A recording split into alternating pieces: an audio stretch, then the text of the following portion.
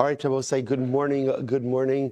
Begin by thanking all of our sponsors for this morning. Share to thank our Talmud Torah sponsor, our annual Talmud Torah sponsor, the Tilsim Mishpacha of Eretz Yisrael, for dedicating all of Shumer Drashos this year. And Zezuchos for Besoros Tavos for Am Yisrael. Our Talmud Torah sponsors for Adar, Habalin Latova, Terry and Steve Zinn, in loving memory of Terry's father, Dr. Harry Khan, Tzvi Hirsch Ben Yosef HaKohen, on the occasion of his 12th yahrzeit. The Ziv, Levin, and Berman families in memory of Mr. William Ziv, Zev Shmuel Ben Yisrael Zechron Levracha. Our week of learning sponsors, Paul and Kathy Pollack, in memory of Paul's grandfather, Zechariah Ben Zechariah Zechron Levracha. And our Daf Yomi sponsor for today, Adam Plonka, in memory of Harav Moshe Ben Harav David Rav Moshe Feinstein Zatzal, on the occasion of his yahrzeit. We hope that in the merit of our Talmud Torah. Thank you. The Neshamas Hav and Aliyah, the families in Nechama, the Shparach Hushlim Hashem bring home the rest of our hostages, and our holy soldiers should be successful. B'chol Maaseh Yedehem. With that, thank you to Moshe Abramson for always troubleshooting everything that could possibly go wrong at 5:45 in the morning. I will say, so let's begin. An incredible daf ahead of us today. Today's daf is Pei Hey 85. We are up to Emer Hashem. We left off on Pei Daled Amud Beis 84b, and we left off 6 lines up from the bottom. The Had this line. So if you remember again, we're dealing with a very interesting case. The question the Gemara had is a son allowed to do bloodletting for his father? That was the fundamental shaila. Because on one hand, we discussed, the Mishnah introduced us to the idea that if a son injures his father, he's chayiv chanek. So the shaila is, what happens if he goes ahead and he does bloodletting for his father? Is that permitted or not? So interestingly enough, we had two opinions, Rav Masna and Rav Dimi Bar Chinna, who both seemed to say yes, but then the Gemara quoted two stories of Rav and Mar Breid Ravina, who did not allow their children to take out a splinter, to lance a boil, for fear, ultimately, again, of causing a chabura. So the Gemara goes on and says, V'hadisnan, 6 lines after V'hadisnan, machat shal yad, lital ba'as hakotes. So also, remember again, this is now switching over to Hilchos Shabbos. So the Mishnah says as follows, that if you have a small hand needle, right, a small needle that's used for sewing, you're allowed to go ahead and move that on Shabbos. It's not muktzah. Why? Because ultimately, again, technically you can use it to remove a splinter on Shabbos. The Gemara says, 1 second, remove a splinter on Shabbos. Don't you have to be concerned that maybe, and now, again, technically speaking, there's nothing wrong with removing a splinter on Shabbos. What's the concern?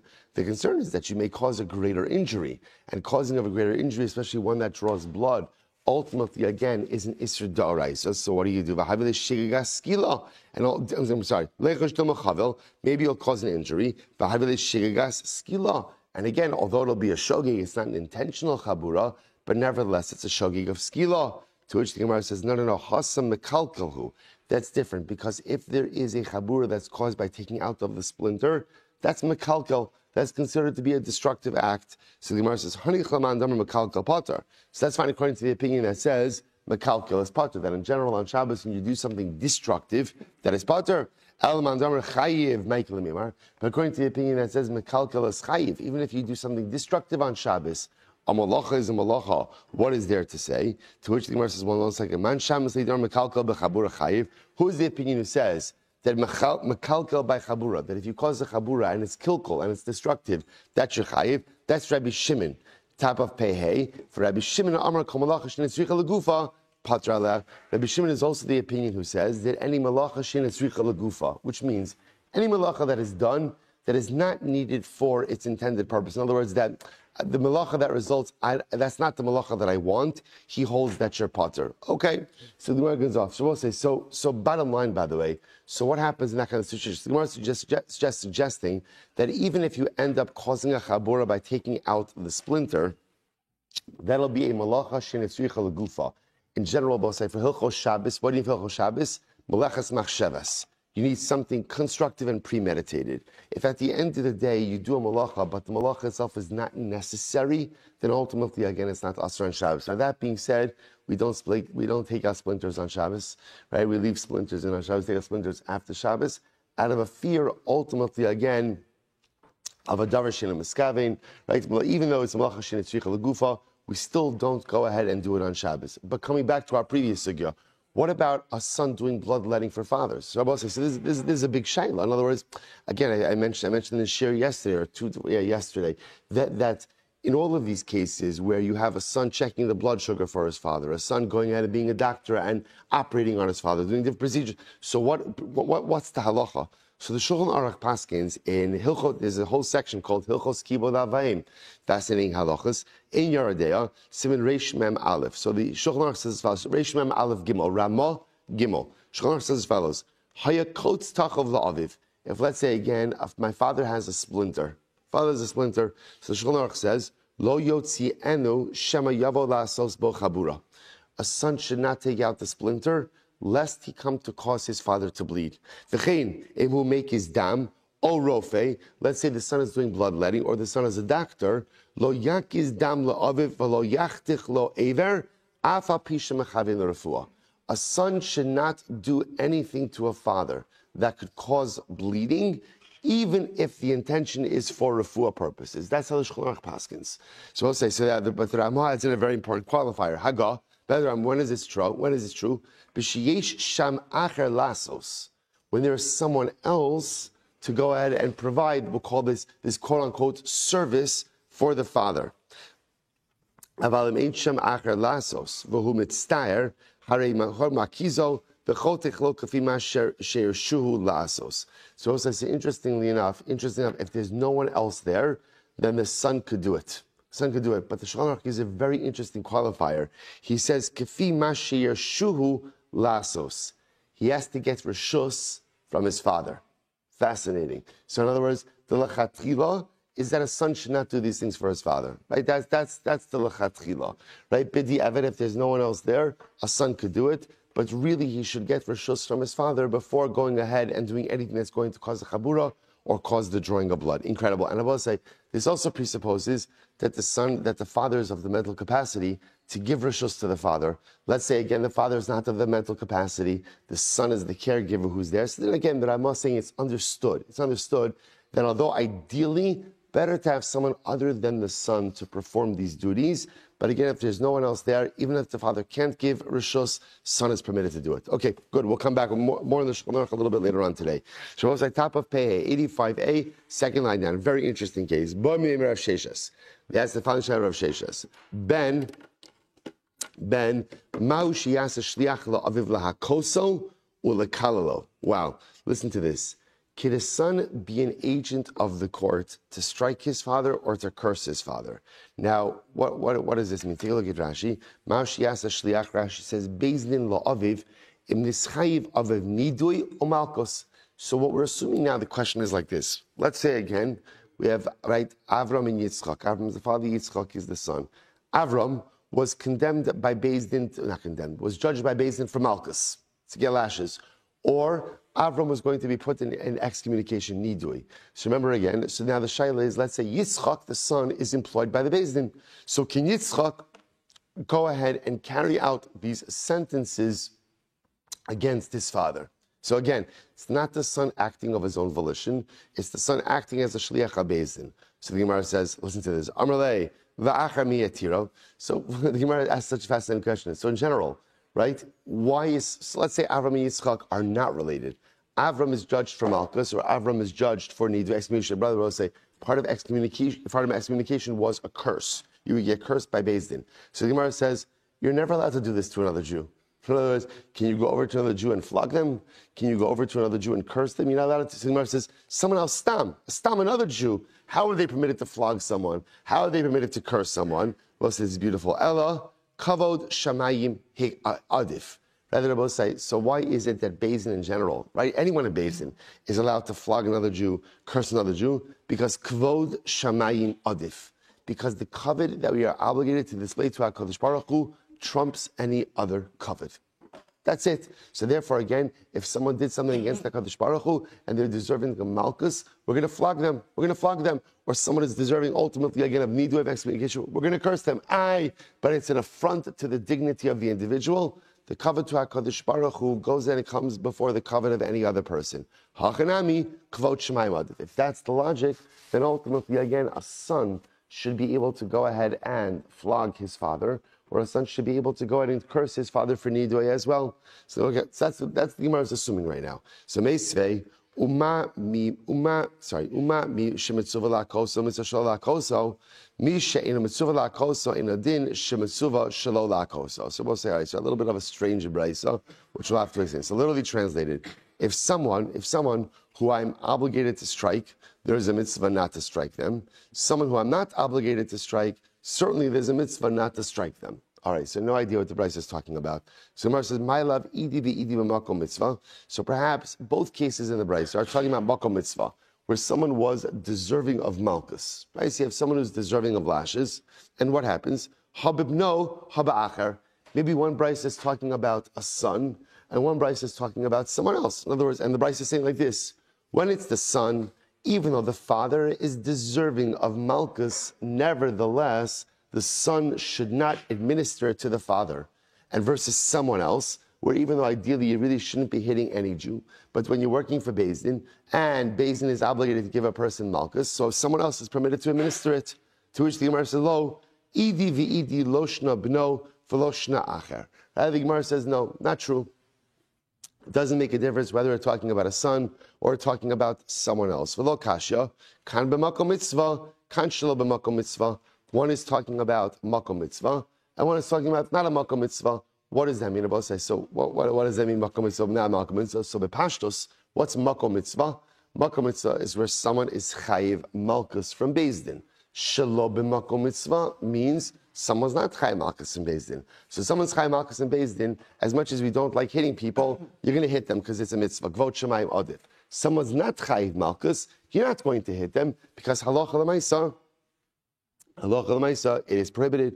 So the Gemara says, "V'hakikatan." This is what it means to say. Here we go. Uma b'makom mitzvah shemitzuva lahakoso mitzvah shelo lahakoso.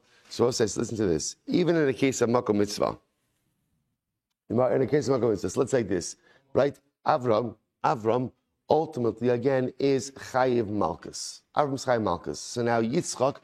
Let's even leave aside that Yitzchak is his son, not his son. Let's leave that on the side. Yitzchak is going to administer the malchus. Even in that case, what is the halacha? Yitzchak is not permitted to deliver more than the mandated number of malchus, right? There's an issue d'oraisa to flog someone even one more lash than they are chayiv for. So that's what it means when it says, ma b'makom mitzvah, even in a case where a person is liable to lashes, right? Shemitzuva lakoso, mitzvah shelo lahakoso. There is a mitzvah not to give them any more lashes than they are liable to.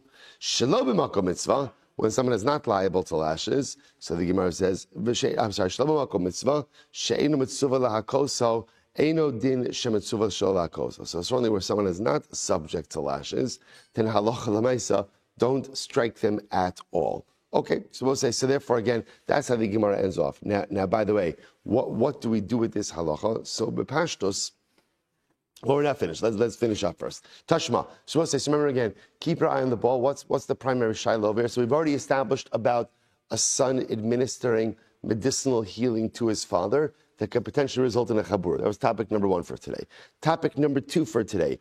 Can a son carry out the punishment of Beis Din upon his father if the son is working for Beis Din? Is that mutter or not? So that still seems to be up in the air. So the Gemara continues. Tashma, hayotze deharik. Listen to this. Avram was condemned to death. Avram the father was condemned to death. Uba beno v'hiko v'kila lo chayiv. And what happens? And his son comes along and hits him or curses him. The son is chayiv. All right. So the Gemara says, if another person comes along and hits or curses Avram, so the other person is going to be pater. All right. So what's going on over here? So the Gemara says as follows. So the Gemara says, so again, one more time. Avram is condemned to death. The Gemara says, if Avram's son Yitzchak comes and strikes him or curses him, so the son Yitzchak is going to be liable. All right, if someone else other than Yitzchak comes and curses or hits Avram, they won't be liable. So the Gemara says, we asked, why this distinction? Right? Why this distinction ultimately again between the son and someone else? This is very interesting. Okay, so this is fascinating. So we'll say, what's the case? Avram was condemned to death, And I also remember again, we spoke about much earlier in the Masechta, about the process for leading someone out to death, specifically again by skila. Remember again, we went through that whole process of leading them out. What's the case? The case where Avram was condemned, but he won't go, which makes a lot of sense, right? He won't go, right? He won't go. So therefore, Rabbi says, so what do we need to do? We need to prod him. So how do you prod him? You hit him, right? Or you curse him. So the Gemara says, so that therefore the Gemara seems to be making this distinction as following. If the son hits him or curses him, the son will be liable. If someone else hits him or curses him, they won't be liable. So the Gemara says, Rav Sheshes Mukila, B'she'in Misarvin Bo Lotzes. Rav Sheshes sets it up as, no, it's not a case of where he's refusing to go out. If that's the case that he's not refusing to go out, Ihachi Acher Nami. So we'll say, if we're talking about a case where Avram was condemned to death, is refusing to go out to meet his maker, right? He's refusing to go out for execution. So now, okay, the Gemara says, if his son hits him or curses him, there's liability for the son. If someone else does it, there's not liability. Okay. Rav Sheshes says, no, it's talking about a case where he's not unwilling to go. He's willing to go, right? He's willing to go. B'she'ein misar, he's willing to go. If that's the case, if he's willing to go, then at the end of the day, if someone else comes along and hits him or curses him, why is there not liability for the other? To which the Gemara says, very simple, Achar Gavra Katilahu. So you both say, remember, this is very important. When Avram is condemned to death, what's his status? What's his status? He's considered to be dead already, right? Let's take a different case. Someone, right? Avram is condemned to death by Beis Din, and then Yaakov comes along and kills Avram. What's Yaakov's liability? 0. Why? He killed a dead man. He killed a dead man. So halacha l'maisa, the Gemara says like this. When Avram's been condemned to death, so if someone else comes along and hits Avram, curses Avram, okay, there's no liability because they've hit and they've cursed a dead man. If his son does it, there is liability. Again, I will say this is all the heightened level of relationship responsibility that a child has to a parent. Avram's been condemned to death, you're right. But Yitzchak, it's still your father, and he's still living and breathing right in front of you, and therefore, again, you have an obligation to maintain proper dignity towards him. The Gemara says as follows. The Gemara says, V'hamar Rav Sheshes, Baish is an interesting case here. Baishu Yashan Umeis Chayiv. Supposed to listen to this fascinating case here. Let's say you embarrass someone, just stam, right? I go over to Ruvain and I embarrass Ruvain while Ruvain is dying. Sorry, while Ruvain is sleeping. Right? Ruvain is sleeping. So I'll say, so what's the chav of getting embarrassed while you're sleeping? Right? You don't know about it. So I don't know, Ruvain's asleep and I put toothpaste on his face, whatever it is, right? I go ahead, right, he's sleeping. So I'll say, so now, interestingly enough, and he dies in his sleep.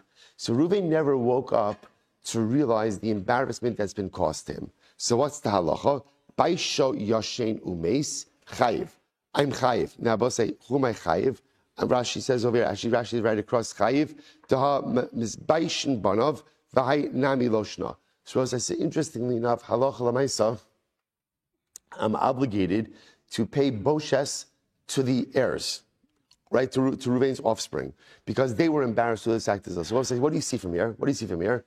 That halacha l'maisa, even if you go ahead and you embarrass someone who's dead, there's still liability. Now, why are you bringing this up over here? Because the Gemara wanted to say that if Yaakov goes over to Avram and hits him or curses him, that Yaakov is not going to be chayiv. Why not? Why not? Because he hit or he cursed a dead man. Hit or he cursed a dead man. But one second, what do you see from here? That even if you do something to someone and that person, quote unquote, is dead, they never even realize it, there's still liability. V'haraya, if I embarrass someone while they're sleeping and they never wake up, I'm still liable to go ahead and pay for the embarrassment to the offspring. What's the case over here? Where what happens? Where again the injury to Avram is an injury that's not shava pruta. So therefore, again, there's no liability, right? For damages less than a pruta, ultimately, again, there's going to be no liability. So the Gemara says, "V'hamar Rabbi Ami, Amar Rabbi Yochanan, hikah sheva shava pruta loka." But we learned that even if you injure someone, and you're right, if you hit someone and you cause them an injury that's less than a shava pruta, while it's true that there's no monetary compensation, you get malchus, to which the Gemara says, you're right. My pater de ka'amar. What does it mean when we say that if Yaakov goes over to Avram and he struck or he cursed Avram, then ultimately he's pater? What does that mean, pater? Pater mimaman. it means that he's pater from mammon. There's no monetary compensation, but there would potentially be malchus. Michlal dibino chayi b'mammon. So I'll say, so again, does that sound like over here that his son would be chayi mammon, which would be strange? To which the Gemara says, Ella bedino hachanami bedino. Rather, both say, no. What it means is chayiv just means everyone has different liability. Chayiv just means you're liable. So a son will have one type of liability, right? Yaakov, another unrelated party, will have his own liability. So we'll say, so why is it that another will be pater, right? If Yaakov comes, Avram's been condemned to death, and Yaakov comes along and strikes him or curses him, why is it that Yaakov is pater? The pasuk says, literally again, a prince amongst your people, you shall not curse. What do we learn from here? We'll only we'll say, when is there a prohibition to curse another Jew? When he is ba'amcha. Ba'amcha means he is part of Klal Yisrael. He behaves like another Jew. But obviously, if someone has been sentenced to death, what does that indicate? They're not behaving in conformance with the normative standards of Klal Yisrael, and therefore, again, there is no prohibition to curse such an individual. The Gemara says, okay, hatinach klala. So I understand cursing. So now, by the way, this is actually very important, because what this is telling me is the prohibition to curse another Jew is only when they behave like a Jew, right? Only when what we call oseh ma'aseh amcha. Only when they are behaving, when they are conducting themselves like a Jew should. So the Gemara says, hatinach klala haka minalan. What about hitting? What about hitting someone? Right? What about hitting someone? So haka minalan. Makshinan haka liklala. We compare ultimately hitting to cursing. And therefore, just like cursing only applies ba'amcha, when the person is conducting themselves in conformance with normative Jewish standards, so to haka, hitting applies as well. Ihachi b'no nami. So we'll say if that's the case, then the same thing should apply for a son. So therefore, even when Yitzchak, right, if Avram's been condemned to death, that means that what? Avram is not conducting himself ka'amcha, like a member of Klal Yisrael. If he's not conducting himself like a member of Klal Yisrael, then halacha l'maisa, there should be no prohibition to hit him or to curse him. And therefore the son should be exempt as well. This is incredible. I'll say, Gemara says, Ki da amra Pinchas kisha asa tshuva. What's the case? The case is where Avram did tshuva. Avram's been condemned to death, but he did tshuva before his execution. Hachanami bisha asa tshuva. So we'll say, so again, if Avram did tshuva, then what? He is included back in Amcha, and therefore, again, his son is not permitted to curse him or to hit him. So Rabbi said, this is a profound Gemara on a variety of levels. So first of all, what do you see from here? You see from here that halacha l'maisa, you could do tshuva until when? Literally again, until the end. Like the Rambam writes in Hilchos Tshuva, even if a person is on their deathbed, they have the ability to perform tshuva. So Rabbi said, just to understand this traumatic case, Avram's been sentenced to death. Avram is literally, again, being led out to be executed. But the possibility and the window to tshuva is still open literally until the moment that he is executed. Such is the power of tshuva, the ability to affect change within oneself or within one's life, literally until your last breath. That's the power of tshuva. But what's lesson number 2? So let's say to yourself, oh, he's about tshuva. He's about tshuva, then what should we do? What should we do? What should we do? Stay the execution. Send it back home. So what else do you see? They'll say just because a person does tshuva doesn't necessarily mean that you could undo the effects of all of your actions. Sometimes we do things in life, or often we do things in life, and there are irreversible consequences. You behave a certain way, especially for a protracted amount of time, you can't simply undo that. And this is the incredible dialectic of tshuva. On one hand, tshuva itself could really undo everything, right? Like the Gemara Maseches Yoma says, that if you do the highest level of tshuva, the Gemara calls tshuva me'ava, even zidonos na'asislo kizuchuyos. Even your intentional averos can become like mitzvos. That is true in the spiritual realm. In the physical realm, sometimes the things that I do cannot be undone. There are realities of our actions, realities of our circumstances. You see this all the time, like in human relationships. So, it could happen that we offend someone, we hurt someone, and we see this happen a lot, especially in the context of marriage, where I do something that is terribly hurtful and destructive, and then what happens? The person says, let's say it happens to be that the offending party is the husband. Let's say, for argument's sake, right? For illustrative purposes only. So then what happens? And a husband owns it, and he understands that he was wrong. And he understands, so what does he do? He says, I'm sorry. Now, it's interesting. Often the husband's expectation is that with an I'm sorry, what happens? What happens? Like a magic wand, right? Like magic erase marker, right? I said, I'm sorry. It was genuine. There was even like a little tear in the corner of my eye, right? I'm really sorry. And so it's interesting that sometimes the hypothetical husband thinks that suddenly everything that just like snaps back to what it was, right? Everything is fine. And then the hypothetical husband realizes that, wow, like not everything is snapping back to what it was. It's very simple, because again, our actions have consequences and our actions have reactions. And when you hurt someone, they may even accept your apology, but it doesn't undo the pain. It's all there. There are consequences to our actions. And this is one of the most important yisodos to live with in life. And this is why, again, living with mindfulness and living with attentiveness and contemplating about the effects and implications of our actions before we do is so incredibly and profoundly important. Because understand, everything I do has a reaction. And even though I realize the error in my ways and I want to pull it back, you can't pull it back. It stays. Avram may be about tshuva. Everyone may be about tshuva. And what's going to happen after Avram becomes about tshuva? What's going to happen? What is the Beis Din going to say to him? What is the Beis Din going to say to him? Ashrecha. Incredible. But now we have to kill you. Like, in other words, that you can't undo it. In other words, that's it. You did something, and there's an irreversible set of consequences that you have set into motion. You are about tshuva. And in Shemayim, they will absolutely accept you with open arms as a great Bal tshuva. But we're still going to execute you. Because in life, when you make certain decisions, there are irreversible consequences. And I will say, so how often do we do certain things thinking in the back of our mind, it's not a big deal, I'll just kind of dial it back afterwards. And then you do it, and you can't dial it back. And I'm stuck with the consequences. So tshuva, always possible. But the undoing the reactions or the reactions of my actions often cannot be undone. Incredible yisod. So the Gemara says, Ihachi, but if that's the case, that Avram is coming about tshuva. So it's not the way the Gemara is setting it up, it's like this.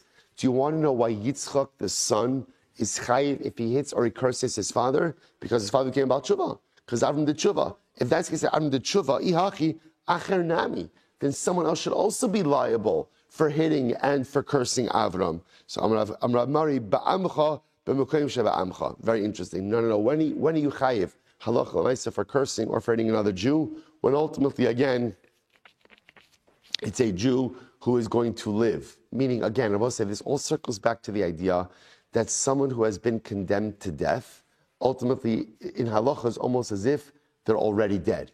It's as if they're dead. So therefore, again, it's hard to really create liability for someone who's dead, right? A son is a different obligation, right? The son is a son, right? A son always has an obligation. Remember, again, has nothing to do with whether or not your parent is a good parent or not. It's incredibly important, right? In other words, my parent is a good parent, not a good parent, doesn't make a difference. I'm obligated to go ahead and have kavod for them.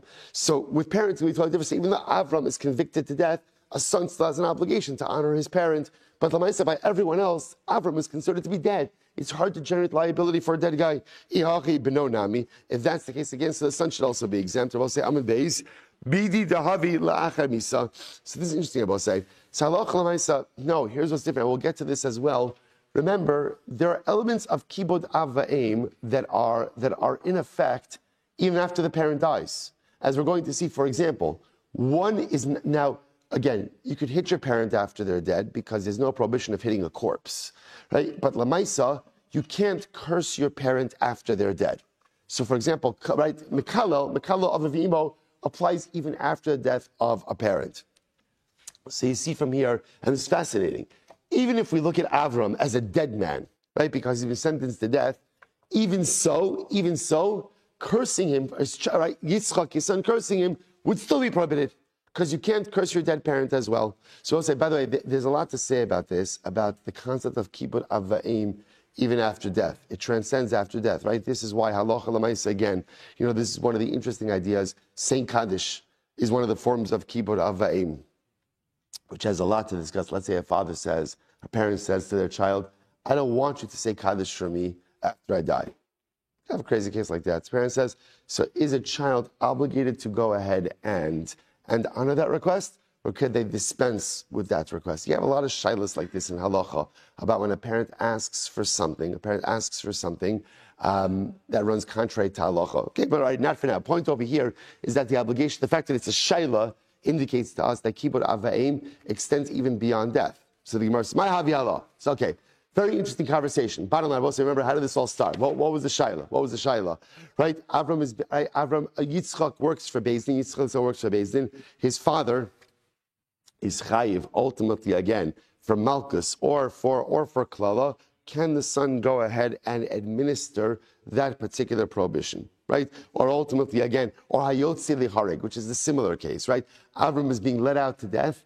Is Yitzchak, the son, chayiv, if he hits him or if he curses him? So, by the way, one thing we've certainly established is certainly cursing him he is chayiv for, right? Because lemaisa, cursing your parent after they're dead is also a liability. So certainly when he's actually physically breathing. So my havila, what's the bottom line? So we'll say, Amar Rabbi Barafuna, v'chein tana debei Rabbi Shmuel, lakol ein haben nasa shliach la'avav lakosa u'lekalalo. So we'll say, in general, halacha lemaisa, a son is not allowed to curse and hit his father, even if the son is doing so in the capacity of an agent of Beis Din.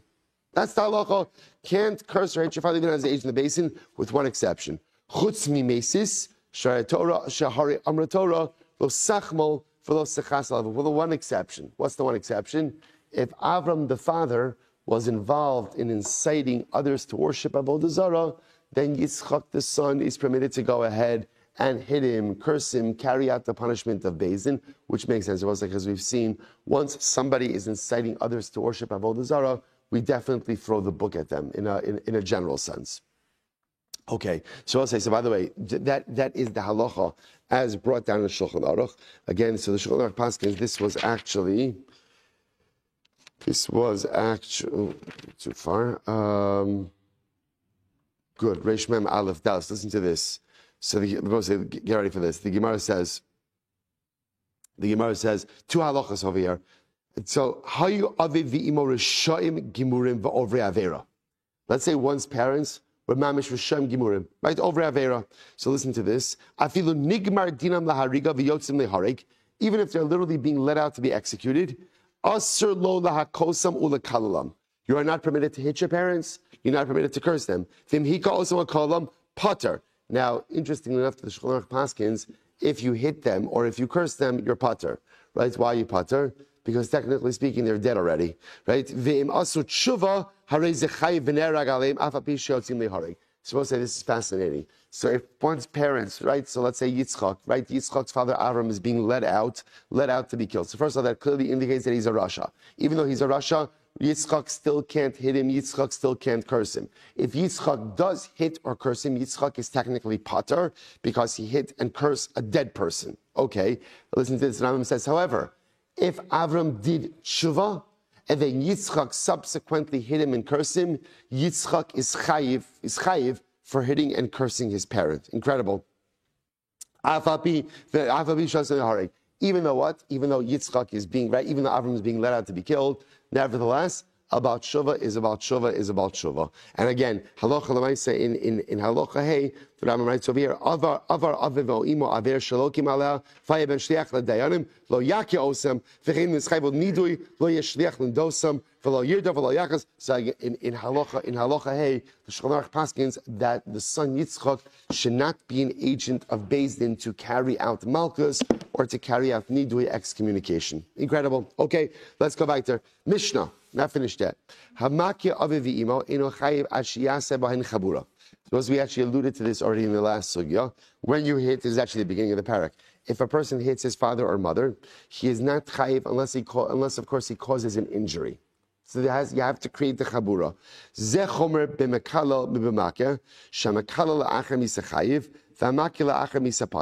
Furthermore, I will say, even though normally we group hitting and cursing parents together, there is a stringency that cursing has over hitting, namely that hitting you're only chayiv when the parent is alive. Cursing I'm chayiv even when the parent is dead. Okay, incredible. Says the Gemara, let's analyze. So we'll say, so a very important halacha. What this means is, right, Yitzchak goes over to his father Avram, and gives him like a frask, gives him a patch. but it doesn't create a chabur, it doesn't create an injury. Not good, but there's not going to be the same level of liability. There's only liability for striking a parent when you cause a chabur. Says the Gemara Tanabanan, Aviv v'imo kilel la'achar misa. So we'll say when the pasuk says, Aviv v'imo kilel, ki ish asher yikalel aviv es imo, most you must, Aviv v'imo kilel. So there's redundancy in the pasuk, right? The beginning of the pasuk says, ki ish asher yikalel es aviv ve'es imo. Pasuk tells us if a man will curse his mother and his father, most you must, he is put to death. Why?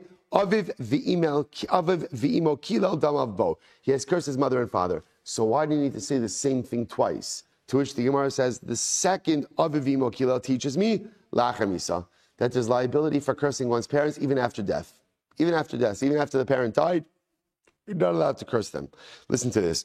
Sheyachol, I would have thought, since Rabbosai, the Torah goes ahead and equates hitting and cursing.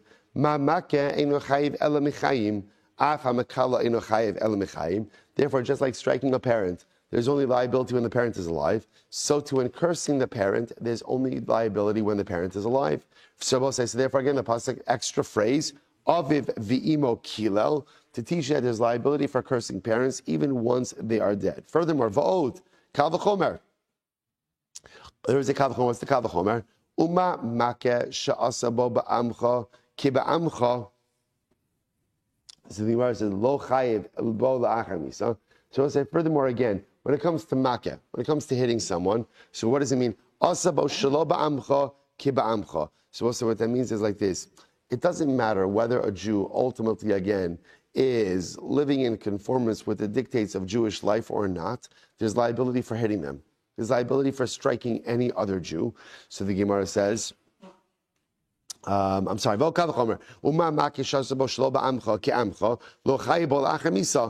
yet again, there's not liability for striking someone after they're dead. So when it comes to Mekalel, interestingly enough, the din of Mekalel is only for a Jew who lives in accordance with the dictates of Jewish law. But if somebody is not what we call an Amcha, then halacha l'maisa, there's no liability for going ahead and cursing them. Certainly there should be no liability for after death. Talmud lomar, aviv v'imo kilel la'achar misa. Say Rabbi say again, the extra phrase aviv v'imo kilel teaches me that what? There's liability for cursing a parent even after their death. All right, so let's analyze. So again, this makes, we're going to see this in the Bryce in just a moment. According to Rabbi Yonasan, that whole phrase of aviv v'imo kilel is extra. Because the pasuk already said before in the earlier part of the pasuk that you can't curse your parents. What do I do with that last phrase, aviv v'imo kilel? That's going to teach you that even after the death of the parent, there is going to be liability. So the Gemara says, Rabbi Yoshia, according to Rabbi Yoshia, who holds that that phrase is not extra. What is there to say? What are we talking about over here? Here we go. Desanya, ish ish. The pasuk says ish ish. Now again, lashon of the pasuk is ki ish ish asher yikalel es aviv ves imo. Why do you need ish ish? Why not just say ish? Why ish ish? Matam lomer ish ish. The rabbos bas tumtum v'androgynous. To teach you that even if the father is a tumtum and an androgynous, ultimately, again, there's still liability for the child for cursing the parent. Asher yikalel es aviv ves imo, who will curse his mother and his father. Eimi ela aviv imo. I only know that there's liability if you curse both your mother and your father. Aviv shelo imo shelo aviv minayin. How do I know that there's liability even if I curse my father without my mother without my father? To which the Gemara says minayin. Talmud lomar aviv v'imo kilel. The pasuk then goes on to say aviv v'imo kilel, aviv kilel, imo kilel div Rabbi Yoshia. So I'll say, so now you see what's happening over here? So Rabbi Yoshia says like this. Rabbi Yoshia uses that last phrase. When you look at the beginning of the pasuk says like this: Ki ish ish asher kalel es aviv ve'es imo. So what that makes it sound like from the reading of that pasuk is there's only liability when you curse both of your parents. Rabbi Yoshia says, therefore, the end of the pasuk says aviv v'imo kilel, to teach me that what? There's liability even if you curse both of your parents independently. Says Rabbi Yoshi uses that phrase for. Rabbi Yonasan says, "Mimashma shnein ke'echad u'mashma echad b'fnei atzmo ad sheyifrot lecha kasav yachdav." Rabbi Yonasan says, no, that's not how we read psukim. In general, whenever the pasuk creates a grouping, the assumption over here is that even people mentioned together are still reckoned separately unless the Torah places them together explicitly. What do we mean by this? Minale, for us, is very interesting. From where do we know this? Minale, nafkale mi umekalel aviv v'imo mos yumas. The pasuk says, ultimately, again, from mekalel aviv v'imo mos yumas v'idach, that's learned out to teach me. First white line. Learn it out from ish. Torah is just talking in like a normative way. So why not highlight the idea that there's a chumrah that makeh is over mekalel? How so? Second white line. By makeh you're chayiv for hitting any Jew. Whether the Jew is amcha or not amcha, you're chayiv. Masha'en came in mekalel. Ultimately, again, but that's different by mekalel, right? Because by mekalel, you're only chayiv for cursing the Jews by amcha. Kasavar makshin and haka liklala. We go ahead and ultimately, again, we compare, right? Makshin means we compare the halacha of haka to klala.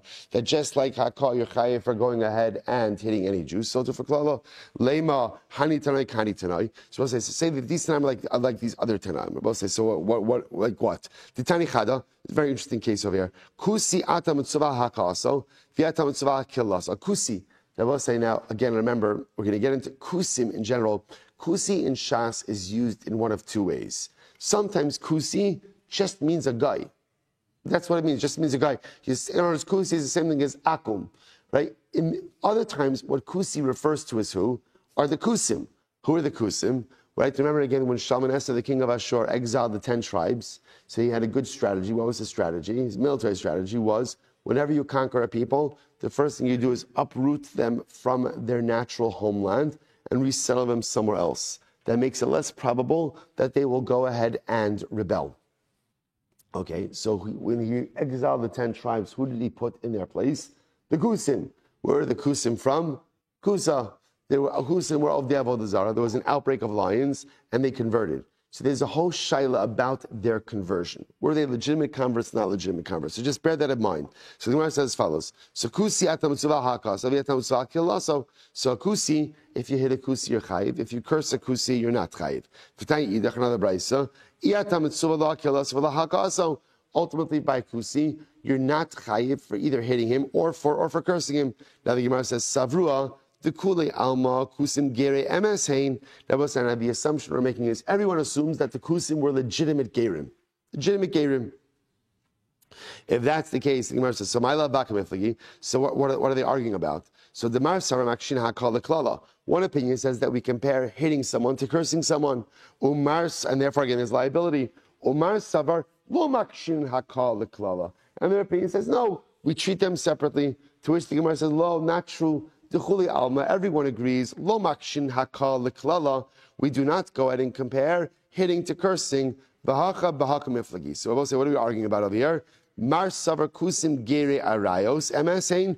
Umar savar kusim gere arayo. I'm sorry. Mar savar kusim gere MSain.